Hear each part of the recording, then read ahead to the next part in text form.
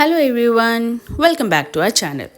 ഇന്നത്തെ ഞങ്ങളുടെ ഡിന്നറിൻ്റെ മെയിൻ താരമായിരുന്നു ഇതിൻ്റെ ഈ എഗ് റോസ്റ്റ്. അതിന് ആദ്യമേ ഇച്ചിരി എണ്ണയ്ക്കകത്ത് കടുകും ജീരകവും ഇട്ട് പൊട്ടിച്ചെടുത്തു. എന്നിട്ട് ഇഞ്ചി വെളുത്തുള്ളി ചോപ്പ് ചെയ്ത് വെച്ചായിരുന്നു ചെറിയ ചെറിയതായിട്ട്.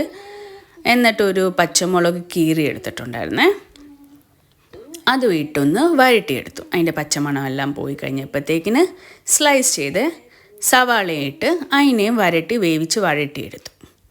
എന്നിട്ട് അതിനകത്ത് ഉപ്പ്, മഞ്ഞൾപ്പൊടി, മുളക് പൊടി, മല്ലിപ്പൊടി, പിന്നെ ഇച്ചിരി കളറിന് വേണ്ടിയാണ് കാശ്മീരി ചില്ലി പൗഡറും ഇട്ടായിരുന്നു.